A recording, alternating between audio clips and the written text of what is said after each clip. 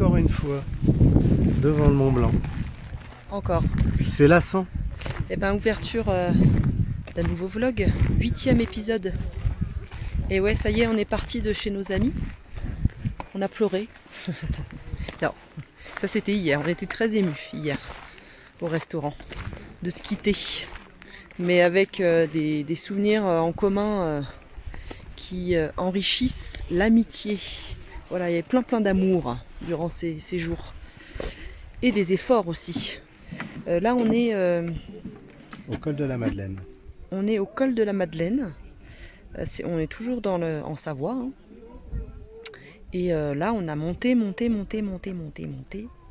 Et c'est chouette. Bah, comme d'hab, en fait, hein, je vais vous montrer. Et j'espère que les vlogs vous plaisent.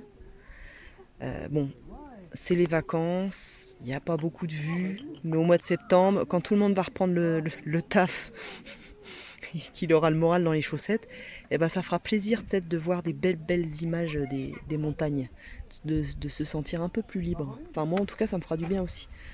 Ça va Fred? Impec. Ouais, impec. Bon. Bah, on vous montre,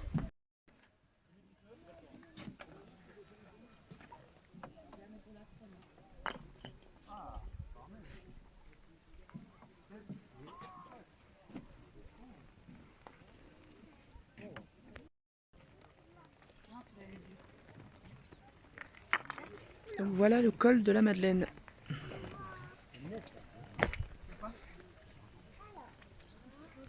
En fait, ce qui était vraiment chouette dans cette montée là de virage, il y avait vraiment des lacets.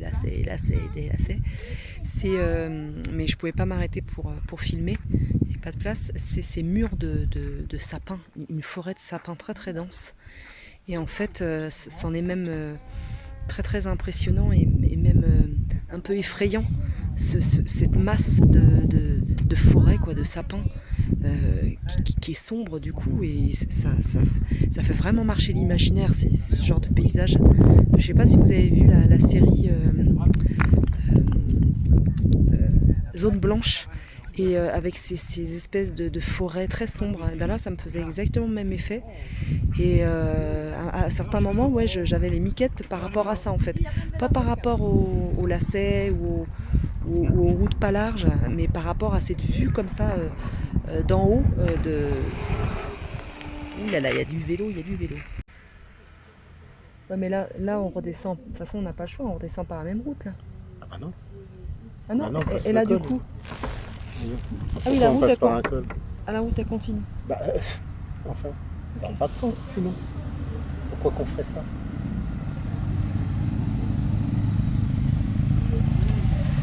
Ah, elle est mignonne celle-là là. Ah ouais, bah, c'est un flat twin. Ducati. À deux belles Ducati. Ouais. Enfin après, belle Ducati, c'est un peu un pléonasme.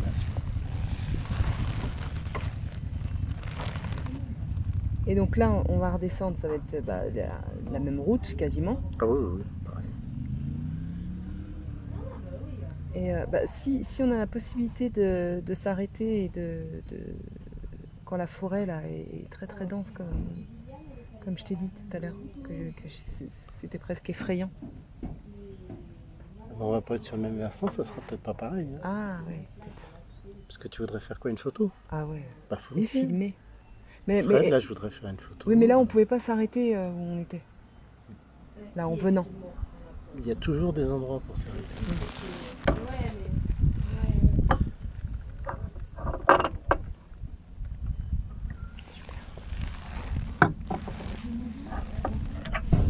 Ah, par contre, la cuillère est pas propre.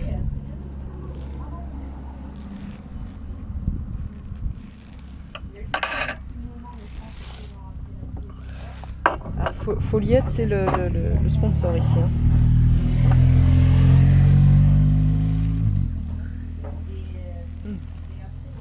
C'est bon.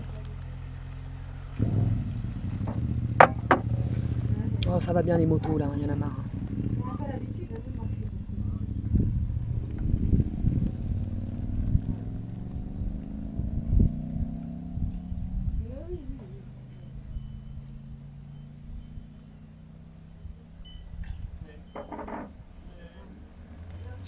j'essaie de faire un cœur, mais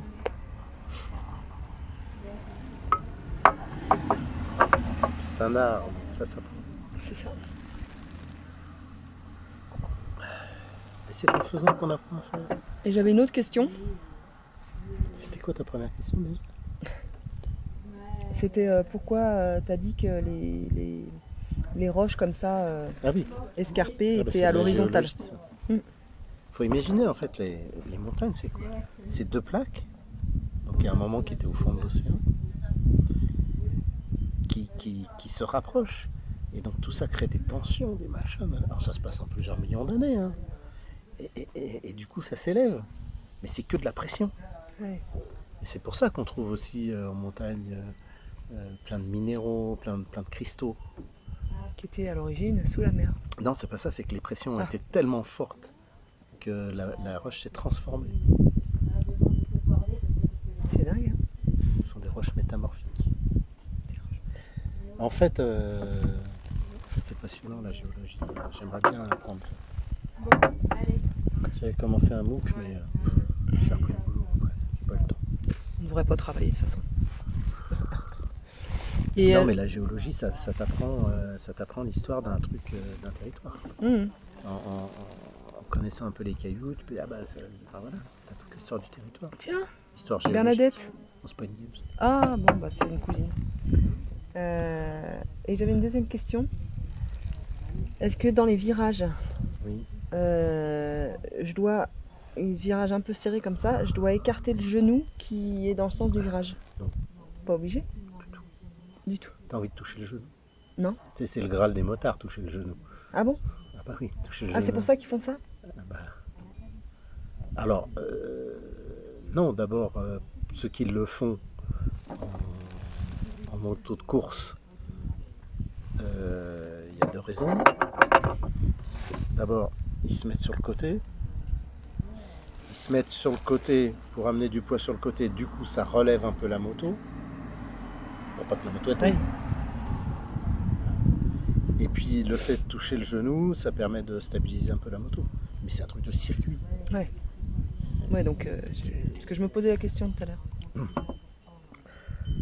Quand j'ai fait la petite formation là, que vous m'avez payée à Noël, elle disait plutôt le contraire, de se mettre plutôt dans l'autre sens, donc pencher plus la moto, Oui. mais être plus... Que ton corps soit à Ouais. l'inverse du sens de la moto. Mais le mieux Dans le pour virage. moi, c'est que tu restes comme t'es. Je sais pas comment le dire. Si tu dois faire quelque chose, c'est mettre la tête dans le sens du virage, surtout pas à l'extérieur. Oui, bah non. Et puis surtout être très stable dans les virages, c'est-à-dire que là, il faut vraiment pas bouger. Non, bah c'est ce que je fais. Hein. Bah écoute, moi je sens rien, donc c'est que ça doit être super bien. Maquet. Après, sans doute, ça s'apprend aussi, un roulade. Ah, les cloches. Clarine.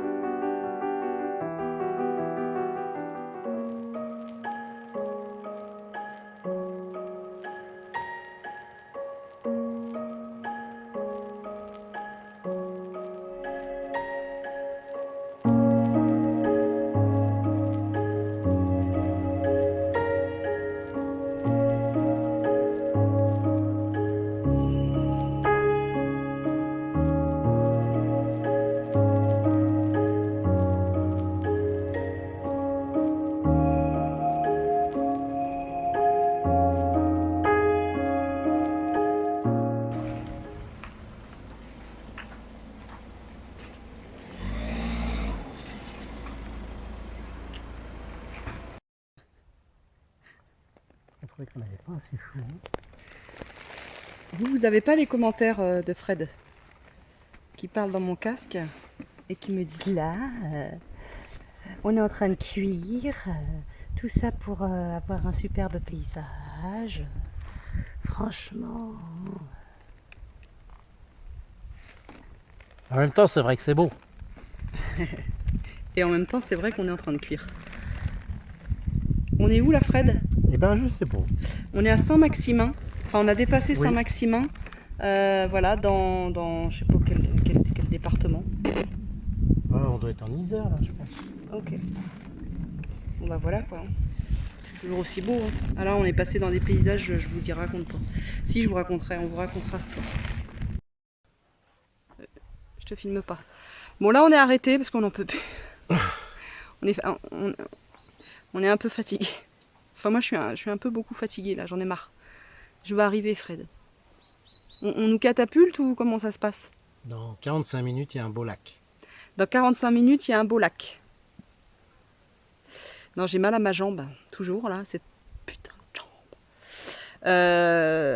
Voilà, et du coup, on s'est arrêté parce que, ouais, bah, c'est ça aussi la réalité de la moto, c'est que quand c'est pas des routières, c'est, je pense, un peu plus fatigant pour le conducteur et pour le passager ou la passagère. Et voilà. Donc, ouais, et j'ai soif et on n'a plus d'eau. Ah bon? Bah, faut retrouver de l'eau. Bah, ouais. Donc, mais là, c'était très très chouette, le parcours là. Mais comme d'habitude, je veux filmer, mais c'est toujours compliqué de s'arrêter, machin. Mais un jour, je pense que parce qu'on a bien apprécié on apprécie bien de filmer là, nos vacances en moto. Donc, je vais me renseigner, voir ce qu'on peut se procurer comme matériel, mais pas non plus se ruiner, mais ne serait-ce que pour faire un peu de travelling en roulant doucement, des choses comme ça. Ce serait, moi, j'aimerais bien.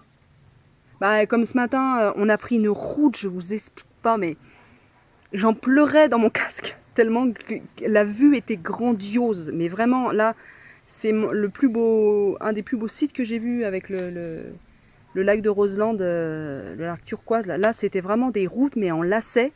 Puis je sais pas, elle était toute étroite, mais bucolique cette route-là, et pourtant. Et d'ailleurs, ça s'appelle les lacets. Et ça s'appelle la route des lacets.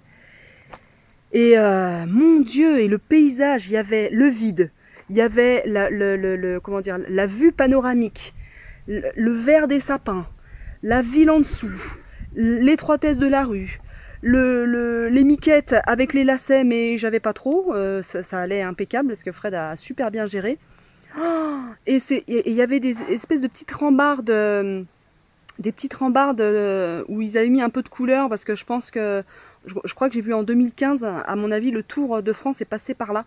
Et si, j'ai vu à un moment donné, Fred. Oui, il y a un tour qui est passé en tout cas. C'est petit pour le Tour de France. Bah, il y a un tour qui est, je suis sûre parce qu'il y avait marqué à un moment donné une statue avec un gros vélo et il y avait marqué 2015. Donc il y a certainement une course qui est passée par là. En tout cas, c'était super bien décoré, les petits parapets au niveau des virages. Et ça faisait vraiment, j'ai jamais été en Italie, mais voilà. Mais ça me faisait penser à un film en Italie. Voilà. Mais en barre d'infos, je vous mettrai, je vais essayer de trouver un film sur cette route, un film de motard ou je sais pas quoi, pour vous montrer la beauté de cette route. C'est à couper le souffle et on est arrivé au col du Chaussy. Oui, c'est ça. De la Chaussy. Et là, bah, vous avez eu des images un peu avant avec le champ de fleurs violettes et tout ça. C'était... bon bref, un paysage différent encore, mais grandiose avec qui vous amène le flot d'émotions quoi. Je vais essayer d'enfermer toutes les émotions là que je reçois, les mettre dans une. La descente était pas dégueu. Hein. Et c'est vrai, la descente était magnifique aussi. Et ouais, je vais essayer de mettre ça dans une petite boîte, dans un compartiment là par là, au niveau du cœur, du ventre. Et puis en sortir une de temps en temps, une émotion comme ça, une belle image, dans les périodes un peu plus difficiles. Je crois que je vais faire ça, je vais m'entraîner. Là, on va repartir, on en a encore pour 2 heures. J'en ai marre. J'en ai marre. J'en ai marre. Allez, courage. Encouragez-nous. Allez, maudit Fred. À plus tard. À ce soir, on fera un petit débrief. On va chez Alain et Florentine ce soir, qui m'ont l'air très très gentils. On les a eus, je viens de l'avoir au téléphone pour leur dire à peu près à l'heure où on arriverait. Et adorable au téléphone. Donc ça promet, et c'est aussi des motards. Donc ça promet une bonne soirée. Voilà, voilà. Allez.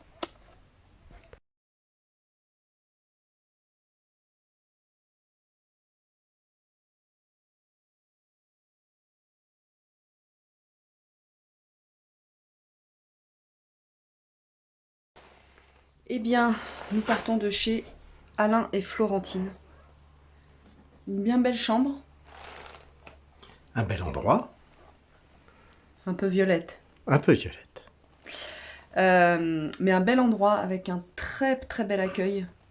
Ah oui. À l'arrivée, citronnade, on a été accueillis, mais vraiment, on a passé une demi-heure avec Florentine. Et puis au petit-déj matin avec Alain, qui nous a raconté voilà, leur action humanitaire, etc. au Madagascar. Je vous mettrai leur association, je pense qu'ils ont une association, je vais leur demander là. Et je vous mets le lien vers leur association si vous voulez voilà, participer, aider, voilà, pourquoi pas. Libre à vous. Voilà, je vous donne l'info. Nous, on repart vers Saint-Marcelin en Forez. Voilà. On va traverser la vallée du Rhône. J'ai ma caution intelligente à côté, alors j'en profite. J'appuie sur le bouton de voilà, on repart. Très grosse journée hier. Très très grosse journée. Très très grosse fatigue. Vraiment. Plus de 6 heures sur la bécane. On n'en pouvait un peu plus et on a terminé la journée par un resto minable. Je souhaite que ce genre de resto ne fasse pas de petit. Philippe Etchebest, reste dans ta grotte, ne va pas là-bas. Voilà, voilà. Allez, on repart et puis on se retrouve tout à l'heure.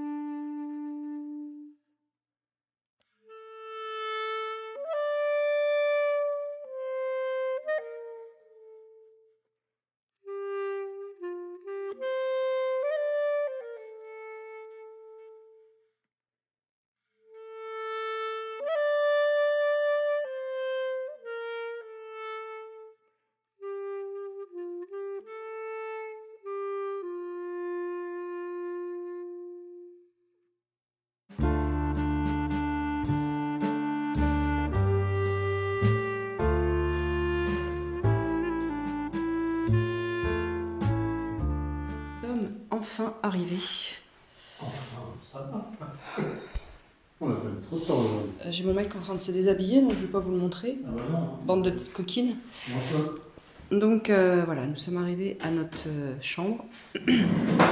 C'est super mignon et c'est entouré de chevaux. En fait, les gens ont des chevaux de course. Voilà, c'est pas mal, hein. Voilà. Et la dame avait mis des petites bouteilles, enfin des grandes bouteilles d'eau au frais. Et c'est bien agréable, ma foi, d'être accueillie comme ça, franchement. Et voilà pour le dehors. Je vous montrerai un peu plus tard. Mais là, on va aller prendre une douche. Moi, j'aimerais bien lire un petit peu. Mais non, c'est moi que je filme, Freddy. Il me fait une tête. Bah, on va aller découvrir la chambre. Hop. Je vais essayer de pas vous montrer. Mais non, mais c'est bon, on ne voit pas, Fred. Hop. On monte. Ah, c'est super.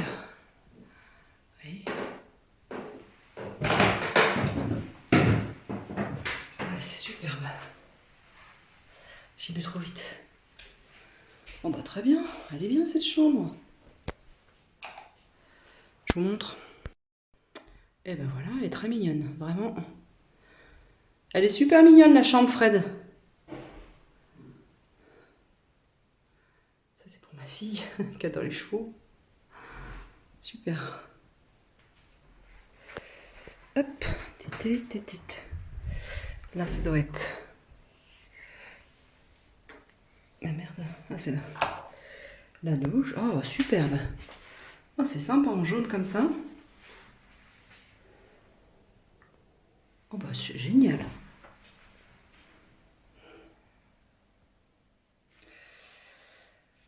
Eh ben, la douche va faire beaucoup de bien. Hein. Ce soir, elle nous a dit que bah, y a pas beaucoup de restos qui sont... Il n'y a pas beaucoup de restos qui sont ouverts, malheureusement.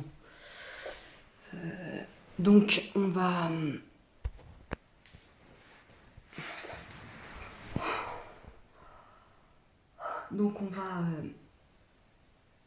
Elle nous a conseillé deux trucs.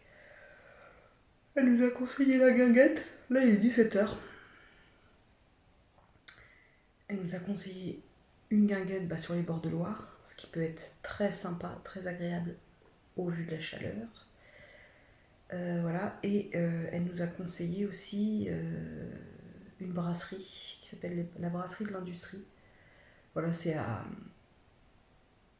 Elle nous a dit que c'était à 10-15 km d'ici. Donc voilà, c'est à moins de 10 minutes. Donc, ce qui est pas mal parce que quand on arrive comme ça, on est un petit peu fatigué. Et puis là, il faisait vraiment chaud là.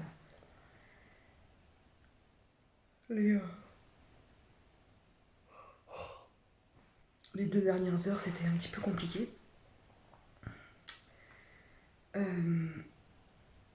Voilà. J'étais vraiment très très fatiguée aujourd'hui. En fait, ce qui s'est passé, c'est que hier soir, Fred me dit est-ce qu'on ferme la fenêtre pour dormir chez nos derniers hôtes. Et moi je dis bon non, il fait chaud, tout ça, machin. Il fait quand même plus frais la nuit. Et donc il y a des moustiquaires en plus, donc je me suis dit c'est plutôt chouette, pas de moustiques, pas d'insectes qui rentrent et tout ça. Ah bah oui, mais ce matin, il y avait une bestiole. Il doit avoir un Loir ou je sais pas quoi dans les combles. Entre lui qui s'est mis à faire du bruit. Mais on était réveillés avec Fred, c'est bizarre, on s'est réveillés hyper bonne heure. Après il y a eu le coq. Après il y a eu des chiens. Après il y a eu ceci, après il y a eu cela. Il y a eu tout un tas de bruit. Oh là là là. Alors vous allez me dire oui, c'est la campagne, tout ça. Oui. Il y a le droit d'avoir des bruits, il n'y a pas de souci. Sauf que on aurait dû fermer la fenêtre comme ça, on aurait pu au moins s'endormir. On a dû se réveiller dès 6h. Ah non, mais franchement. Donc moi j'ai monté le vlog et j'ai vu qu'il y avait les musiques n'ont pas été prises en charge lors du montage, donc il faut que je regarde. Mais je vais pas me mettre la rate au courbouillon, hein. S'il n'y a pas de musique, il n'y a pas de musique, c'est pas très très grave. Et qu'est-ce que je voulais dire Je voulais dire autre chose. Donc là, elle nous a conseillé, parce qu'elle nous a dit, oui, il fait chaud et tout, je trouve pas qu'il fasse hyper chaud dans la chambre. Elle nous a conseillé donc d'ouvrir cette nuit, pareil, il y a des moustiquaires, donc c'est chouette, d'ouvrir la fenêtre en grand, puis d'ouvrir l'autre un tout petit peu pour faire un courant d'air. Sachant que ça baisse bien la nuit, hein, par ici. Et elle nous a dit que c'était très silencieux, en fait. Il n'y a pas de chiens, il n'y a pas de... Enfin, eux, ils ont des chiens, mais ils sont enfermés le matin. Il n'y a pas de poulailler, il n'y a pas de choses comme ça. Donc peut-être qu'on va retenter la fenêtre ouverte. Ça dépend. Si on n'a pas, chaud, on va pas ouvrir. Bon. Et puis en fait, oh là, je suis désolée. Vous voyez le fond de mon slip. Là, je sais pas si je vais prendre ma douche tout de suite. Si, je crois quand même. Déjà, c'est dégueulasse, je me mets crado sur les draps propres. Vous observerez. Ah bah, on est quasiment Lucky Luke maintenant, et Dalton. Nos fringues tiennent tout seuls.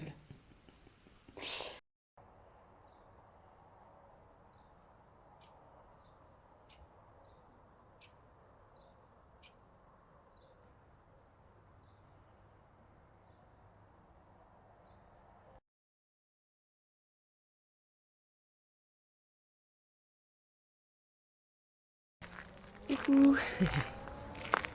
Nous sommes, je sais plus, jeudi je crois. Ouais, jeudi. Jeudi 12, 11. Bah, vous voyez, il fait un temps merveilleux. Nous sommes dans la Loire, chez au gîte, chez Ondine et Igor, je crois. On a été accueillis par Margot, très très sympathique, adorable. Et voilà, là on attend le petit déjeuner. Et en fait, Margot et son mari ont des chevaux, en fait. Voilà, mais je crois que je vous l'ai déjà dit aussi. Je ne vais pas enlever mes lunettes. 1 heure de plus de sommeil, ça aurait pas été mal. Surtout pour les poches.